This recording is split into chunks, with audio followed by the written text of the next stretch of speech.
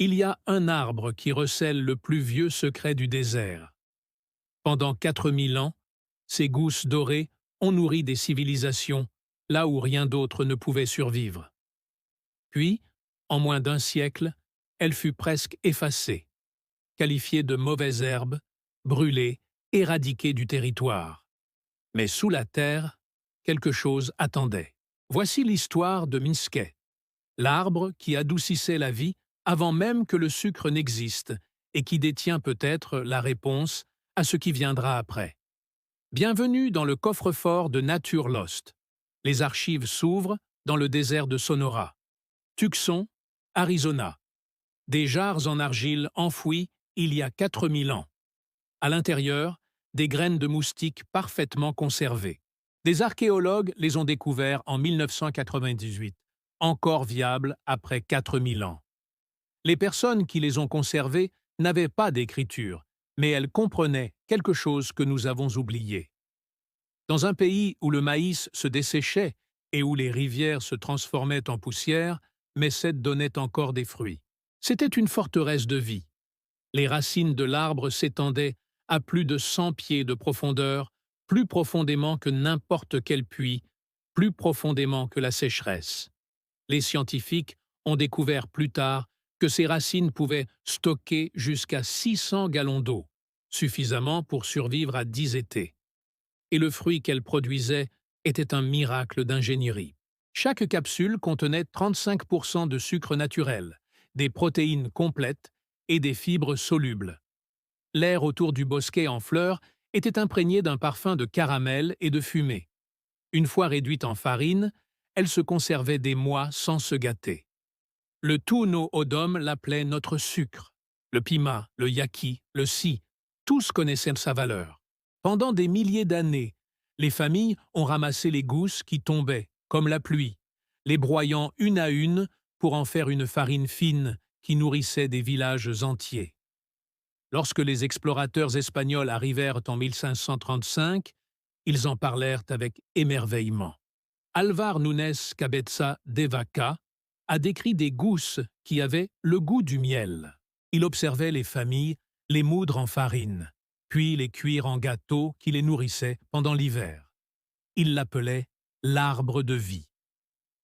En 1541, un autre explorateur a décrit des forêts s'étendant de l'autre côté du Rio Grande, des canopées si denses qu'elles créaient leur propre écosystème d'ombre. Des villages entiers vivaient sous leurs branches. L'arbre a donné sans rien demander.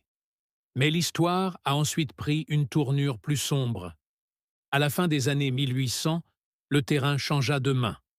Les éleveurs s'installèrent avec le bétail, le coton et la conquête. Pour eux, Mesquite n'était pas l'arbre de vie. C'était juste une mauvaise herbe, quelque chose qui nuisait au profit. Les colons ont apporté la canne à sucre d'îles lointaines. Ils ont construit des moulins, des plantations, des systèmes de contrôle. Le squit, qui poussait librement sans irrigation ni propriété, n'avait pas sa place dans ce système. Des millions d'hectares ont été défrichés. Arbres coupés à ras du sol. Mais Mesquite ne se rend pas facilement. Même lorsque le tronc fut sectionné, les racines restèrent silencieuses, patientes, attendant sous terre. Ils l'ont brûlé pour planter du coton. Ils l'ont empoisonné pour le blé. Mais les racines étaient plus profondes que quiconque ne l'imaginait. Au sol, Mesquite est revenu. 10 nouvelles pousses pour chaque tronc enlevé. Le ministère de l'Agriculture des États-Unis, après des décennies d'efforts pour l'éradiquer, a finalement admis en 1948 que le moustique ne pouvait être éradiqué. Mais sous la surface, une autre histoire se déroulait. L'arbre ne se contentait pas de survivre, il guérissait la terre. Au début des années 1900, les éleveurs pensaient avoir gagné. Des millions de têtes de bétail erraient là où se dressait autrefois Mesquite. Ils avaient transformé la nature sauvage en richesse. Du moins, c'est ce qu'ils croyaient. En moins de 20 ans, le sol s'est fissuré comme de la poterie. Les rivières sont à sec.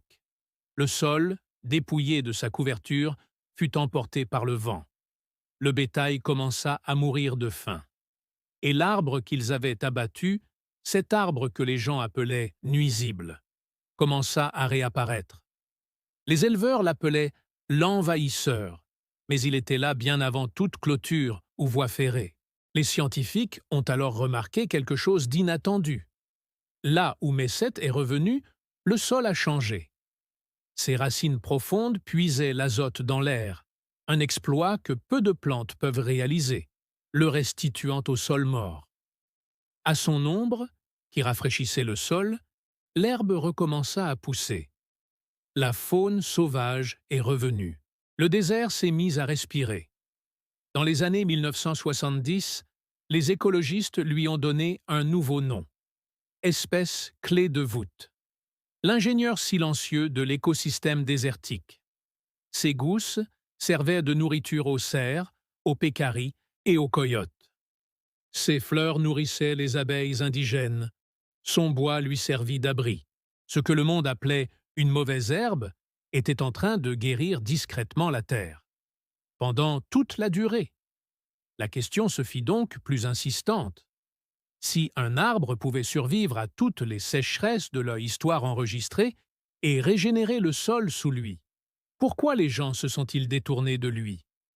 Dans les années 1990, la Terre a commencé à réclamer en retour. La sécheresse s'est aggravée dans le sud-ouest américain. Les agriculteurs recherchaient des cultures qui pouvaient vivre avec presque pas d'eau.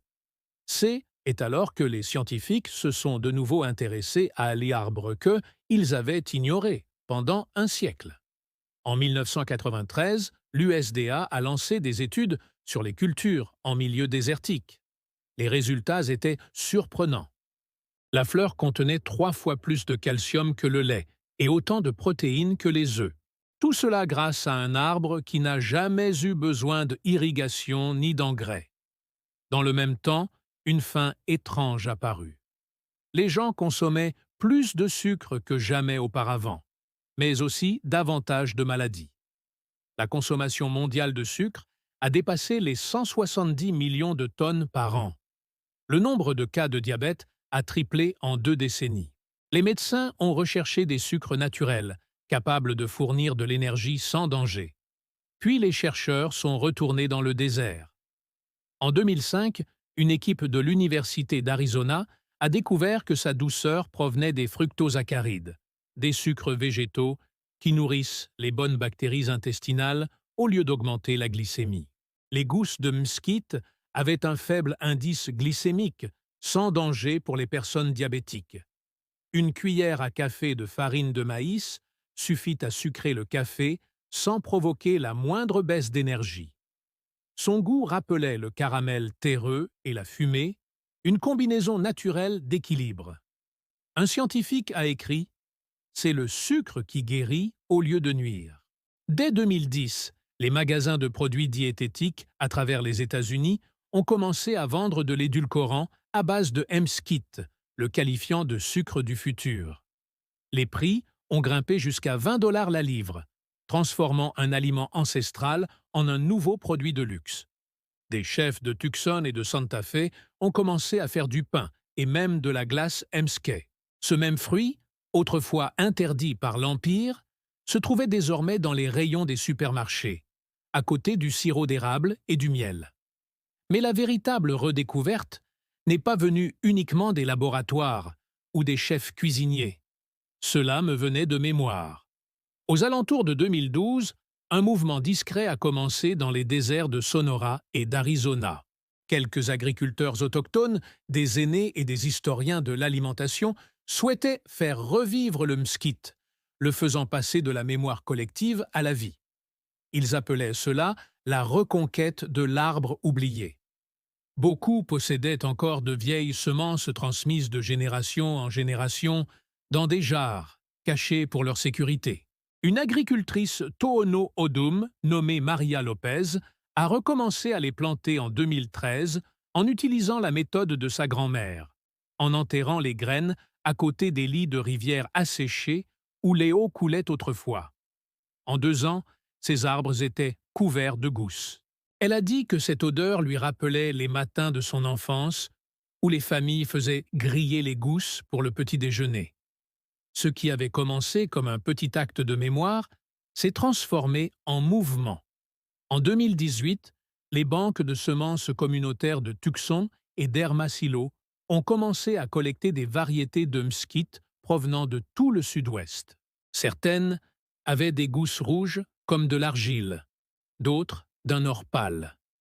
Les botanistes ont identifié plus de 30 espèces indigènes, chacune adaptée à son propre coin du désert. Le monde se souvenait de ce que les peuples autochtones savaient depuis des siècles. La vraie douceur ne vient pas d'une usine, elle pousse tranquillement sous la chaleur. En 2020, le débat autour de l'alimentation a de nouveau évolué. Les sécheresses mondiales atteignaient des niveaux records. Dans certaines régions de Californie, les terres agricoles se sont fissurées. Les rendements du blé ont chuté de 40%. Des rivières qui alimentaient jadis des villes entières se sont transformées en poussière. Les scientifiques ont commencé à se poser une question simple. Que reste-t-il quand tout le reste a échoué? La réponse renvoyait à l'arbre à désordre. Des chercheurs de la NASA, étudiant les cultures durables, ont constaté que ces racines profondes pouvaient atteindre jusqu'à 60 mètres sous terre, puisant une eau qu'aucune autre plante ne pouvait atteindre. Un scientifique a déclaré « Il s'agit moins d'un arbre que d'une leçon d'endurance ». Les gouvernements ont commencé à s'en apercevoir. En 2021, la Commission nationale forestière du Mexique a lancé des programmes de reboisement sur 300 000 hectares de terres dégradées. Et comme le genre Prosipus, de la famille des Messaies, pousse dans les régions arides du monde entier, des agriculteurs d'Argentine, d'Inde et du Kenya s'y sont mis. L'Organisation des Nations Unies pour l'alimentation et l'agriculture l'a qualifié de culture de survie oubliée. L'arbre qui symbolisait autrefois la résistance est désormais un modèle pour l'avenir. Chaque gousse, chaque branche, chaque racine porte un souvenir.